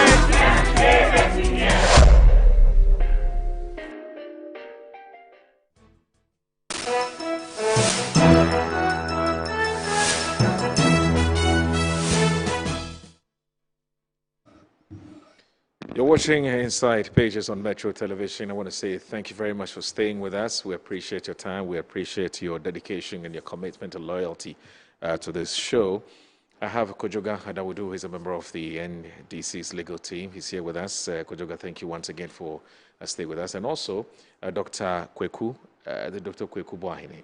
Edu Boahene, yes, is a member of the MPP's communications team. He's also a member of the NGO that you're leading, something called Security Initiative.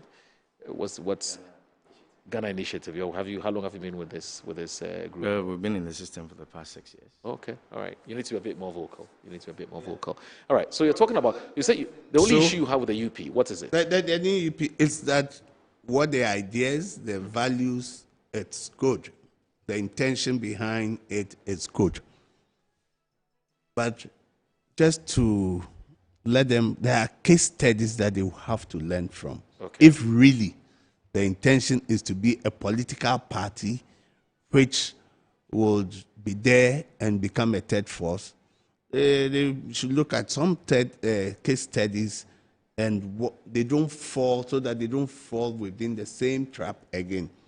You know, PNC, when the leader, because the systems were not built very well, you know, when Liman was the leader of PNC, it was just a session of the populists based on ethnicism, based on religion, that were their followers. And when the leader was not there, we lost the leader. Since then, there have been chaos with PNC. Same with CPP.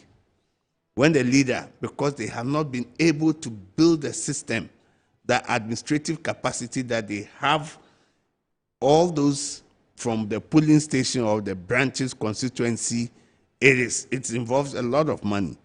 So, God forbid, if Alan is no more, will this party survive? So it's an issue of sustainability. Yes, I asked that question. It's an issue of sustainability, sustainable governance that we should look. So I've given just few of this. You know, General Eskin, when he died, his party. That's Anita. You know that's Anita Eskin's father, actually. Yes, yes. The MC. I know the Anita. Yes, I know the brothers. Yes. And then so on. Oh, okay. Yeah, so, you know, that's how Eskin's party died. Yeah. You know, the other one is just Eskin. So these are You mean the case studies. GCPP died? GCPP, Danlati. Yes, it died with Danlati. It died with Danlati. Yeah. You know, so these are key things that if they want to see the UP thrive as a political Nkrumah died party, with the CPP. You mentioned that already. Yeah, yes. Yes. And, you know, the UP is just that they've gone back to their tradition, the soul where they had the inspiration as United Party, and just to showcase that they are offshoot of the UP. So they've gone back home. So there's nothing much. You don't seem to be bothered. I mean, they say they're coming for your disgruntled party supporters. They're coming for them too. Yeah, definitely. In every party, people will always be disgruntled. Okay. I always liken political party activities as a funeral. You know, when you celebrate a funeral or you have a funeral, there are some that will come and say, oh, it was well organized. We had a lot of food to eat and drink. Some would also come and say, they never even gave us water. They never gave us. So that's how political activity is. You can't satisfy all at a time. But whilst the opportunity comes, you are able to give to others. They share. You know, when they share, when you are available or it gets to you, it gets. So I always like it. So if people be disgruntled, I've always said in political parties, your opportunity may come in the morning, it may come in the afternoon, it may come in the dawn, or even at dawn, the wee hours of the day. So that's how. So they should take those case studies and see how they will be able to establish. Because at the end of the day, we are practicing multi-partism. Party democracy, you mean? Party democracy is what we are practicing. And they should have something that will be able to lure the people or to persuade people to see that, yes, indeed, we are walking the talk. What we have said we want to do, this is what. People are not happy sometimes where in a party just because, you know, some leader at the point or at the material time may have done something, have caused you bitterness. But you know, sometimes you don't get angry with the party because the party will always need you. But once you get angry with the party and get angry with that leadership, that will phase out at a point in time. If you don't take time, that bitterness may cost you all opportunities. So I just hope that it is not just because, yes, we were hurt, because there are a lot of eminent people from the NPP who are with the UP. And I think that they mean something good. And for us in the NDC, once we have this multitude of people, the ideas they'll be bringing the alternatives. We will look at the alternatives and look at what is our objective. Does it align? If it aligns with what we want to do, why not? we will engage them, consult them, and do. But if it is diametrically opposed to us, it's only going to align with them because they think that they are coming in to hurt us, and then they will capitalize on that one. That is the only thing I can say about in this. politics, all you adopt is a game of numbers, and you look at what would win power for you. It's just that you don't do unethical things within the party. I can't say that because I want to win election, I'll have to orchestrate that somebody should be murdered. No, you can't do that. But you do things that you will find that, look, what will be the disadvantage for this person? What will be a merit to us? I was reading a book which says that how to win election. It was when I read that book that I understood why there are some things that are being done. While people would come when it's election, even where your grandfather was buried, they'll come and tell you. Whether the escapades, any young escapades that had happened, they will come and tell you. And this. When I read the book, I realized that, wow, this is the reason why some of these things happen. But you just heard Kweku say that your excitement about the fact that we're growing a democracy may be short-lived, because if the MPP elects a flag bearer other than Dr. Mahmoud Bawumia, this party may not survive because they know what? They have the magic wand. They know how to get Alan Chiramanting with Ken Ejapong to change his mind and to collapse the party. That would be good. I've said that because Alan and Ken apparently have a very good rapport, they have a very good relationship. A very good relationship. So relax. Yes, but if they had good relationship, doesn't mean that your followers. It is not always that the followers would align with the leader. Okay. You see, what sometimes the followers would also dictate or would say is what you, the leader, would do. Okay. Because at the end of the day, you are looking at the interest of your followers. Yes, but the leader, if the leader goes to tell the followers that, listen, I came to you and told you that let's form an association, a group. But I'm coming back to you to tell you that the very reason why we're forming this group, the concerns and the worries and the problems that we have all been addressed. So please, let's go back to the MPP. You don't think that's possible? Yeah, it's only a fool who doesn't change his mind. Exactly. But at the end of the day, for them, it's a skill of negotiation skills. Right. Like I've said, Professor Mills did. Negotiation skills. What do you think will be in for me when I come to help you and I contribute to that nation building? Okay. And right. All right. So we have to wrap up in 3 minutes. Yeah. So, like we keep saying, the formation of the UP, I think that the main objective is potentially to confuse our voters and our base, the loss of support, and then probably the internal wranglings that will come up here. Okay.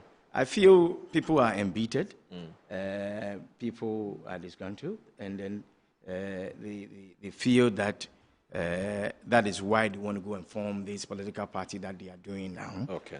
But then we are also of the hope that, like my good brother said, there should be somebody negotiating somewhere. There should be somebody speaking to them and then saying that, listen, take your time. Victory or freedom from all that you thought that happened to you, and then you but don't feel happy. It's interesting you take this posture, because when I listen to a majority of UNPP communicators, they take this nonchalant attitude, which is, this one, Ngosiaga, forget about them. Let's ignore them. Let's focus. Moro. You are saying that, look, you have a different approach to this. You are saying that, I understand you, but wait, we can resolve our problems. You don't need to do this. I find it a bit interesting, eh? Yeah, because I feel is when things happen at home, this is an internal party thing. Okay. And then if people are not happy with the way they were treated in the past, I feel that, like he said, we should bring them back together, sit down and talk about this. And then somebody called for that thing to be started. Somebody said, listen, I feel to rebrand NPP, to bring the party back to where we deserve or we want it to be, we should bring everybody back on board. All who were suspended, all who had issues should be brought back. Okay. And then he proposed that there should be an amnesty to bring everybody back on board. This is more like a day. Kennedy Ejapon was the one that proposed that. Okay. And he has that political acumen, the power, the negotiation skills to bring Alan Chemantin and all of those people back to the party. And he's saying, listen, take your time, relax. There's an election, which definitely he's going to win and become the new face of the New Patriotic Party. And then there will not be any need to form this new political party we are trying to form here. All right. Bring everybody on board. Okay. And then face the NDC head on. Okay. And then win political power. You know, what's you're saying all that of would be this? good for us. You know, when Kennedy Ejapon wins, that would be good for us. We'll just sit down and be looking at you. You know, I wanted to ask whether they have an interest as to who becomes the leader of the party. They do. For strategy, purposes of strategy. Okay, you want to know. You must be interested in who becomes the flag bearer. Okay. You know what are his strengths, what are his weaknesses, what are the threats, and then you can pop out the strategy. So that we have a strategy, so that once you know his weakness, maybe I told you. We throw one salvo and you realize that. You know what's interesting about this? Yeah. When Nana Kuredu Ajma Rawlings broke away, you had MPP. They were so happy. It's good for multi-party democracy. And at the time, the NDC was very, very suspicious that the MPP was behind it, and that the NDP at the time was getting a lot of support from. And you know, Rawlings' own relationship with Nana Addo, and even the acknowledgement of Nana Addo Akufo-Addo when he won the 2016 elections. 2016 was when he gave his victory speech. And acknowledging Jerry Rawlings and some other persons. Yes. I mean, the NDC was shocked. You know, the names that Nana Addo mentioned, oh, I see, you know. And so when the NDP emerged, and the NDC were like, okay, so this is not about, you know, contributing to democracy. It was about hurting us. Which is that you were going to go around and take the 31st Women's December movement people and some of the cadres and so on and so forth. The NDC at the time was very, very upset with the formation of the NDP. But that's just bad. But I'm just saying that for you, the whole case is that sometimes when somebody feels that this is a good material or some and they are embittered or the system is not treating them well, you try to put and see that what ideas can I gain from such a person to be, because they know the system and they can give you some direction, order your steps, and say do A, B, C, D. Let me read just 3 messages and then we can wrap it because we have just 1 minute to go. So Alhaji Hadi from Pig Farm, he sends a message. He said, Alhamdulillah, good morning, brother. What at all is advising the former Chief Justice when she was passing an irrational judgment against the individuals? All her victims were quiet and respected the court, but the former Chief Justice's frustration shows clearly how unprofessional she is. And it says that let's focus on building Mother Ghana. This one here from Prince Harry in Kofridias, he says, good morning, boss. The formation of UP by Alan is not and will not be a problem for the NDC, rather to the MPP. UP would even become the second force if the MPP fails to elect Kennedy Ejapon come January 2026, because I foresee Ken breaking away if he doesn't win the flag bearer race next January. As for Madame, the law is the law. She's fighting unnecessary battles. The future is pregnant. God bless her homeland, Ghana. So one of Ken's spokespersons here, he says Ken Woods do that. That's just by way of So Musa Lanza, who's a journalist himself, he says that if Alan and his ilk were going to be a problem for the MPP, it would have been in 2024. But what were Alan's votes? Less than 40,000? And since then, some of his people have retraced their footsteps to the MPP anyway. Alan did not build a solid political brand as he failed to create a constituency for himself. He and his team felt money was everything, so they forgot about supporting MPs to contest specific constituencies. For now, all they wanted to say about why he left the party has been said, and it did not work the magic. UP Plus won't change his fortunes, and he has a team that feels supporting every NDC is the best way to go. After supporting whatever the NDC is doing now, what will be their message in 2028 elections? So for me, it's just one of those parties who will just be on our ballot papers. Okay, so I guess that would have to. Oh, Papa Bisu sends a message. It says that I strongly believe that UP Plus, the new party headed by Alan Kojo Cheramatin will surely perform better than the NPP in 2028 general elections. That's from my current observation. If falling interest by the grassroots of the NPP towards the party relative to the current excellent performance of the NDC government. Just look at how the city is enjoying a good ride relative to previous years at this time of the year. It should be depreciating, but rather enjoying excellent appreciation against the dollar. Trust me, majority of Ghanaians, including the grassroots of the NPP, have realized how past NPP government wasted our time for 8 solid years. Papa Bisu sends that message. Okay, so I guess that would have to end it here. Thank you very much, Kojoga, for your time. Kojoga Dawood is a private legal practitioner, member of the NDC's legal team, and also Dr. Kweku Edubuahin is also a member of the NPP's communications team. Thank you very much for your time. But he wants Ken to lead the NPP. My name is Aldo Moore. Thanks for watching Side Pages. Have a wonderful weekend. Assalamu alaikum. Bye-bye.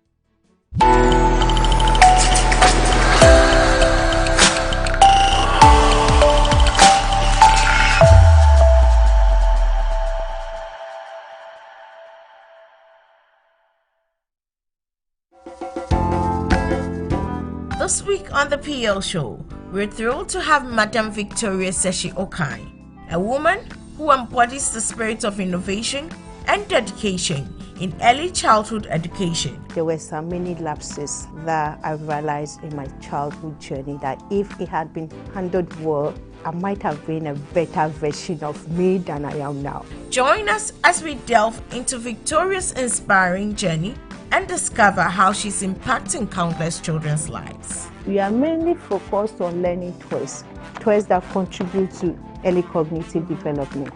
For busy parents, we encourage that you have enough of these self-teaching toys.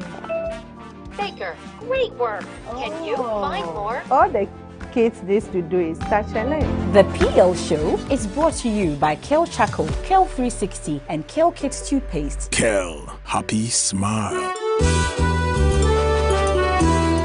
I have with me on the show this week our one and only Musa Dankwa. You hardly hear the word polling in our politics. Some few individuals coming close to elections and releasing some election numbers. Those numbers didn't come with details. You couldn't know why this person was leading, in which region he was doing well, and how many people were undecided, and how many. So there was so much lacking in the kind of data that we were getting. Even footballers are calling on him for predictions, like betting out and all that, because hey, if this man says something, I don't know now, I'm even looking forward for him to open a church. Look, if I can easily release a poll on Dominic Kwabena, and to say that MPP was losing Dominic Kwabena, there's nowhere else in Ghana I'll be able about. You know, sometimes you have to understand the politics of this game. Yeah. They feel that if they can't counter the poll, it means that they're not doing well. So they must find a way of countering the poll. That's understandable. I understand that. Okay. But at the end of the day, what will happen on election day is the truth. And he is preparing Watch It with Goat Stew, guys. Stay tuned this coming Saturday at exactly 5 p.m.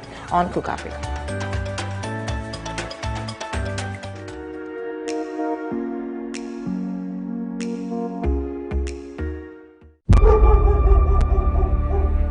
Can I ask you something? Yes. Go on. Can you stay away from Patrick? Salut baby. Comment tu vas? Abeko, I don't speak French. Hey, that boy had the audacity, the effrontery. Have you eaten? Sometimes I wonder if really he's your son. Mr. Gray is calling you. Jesus.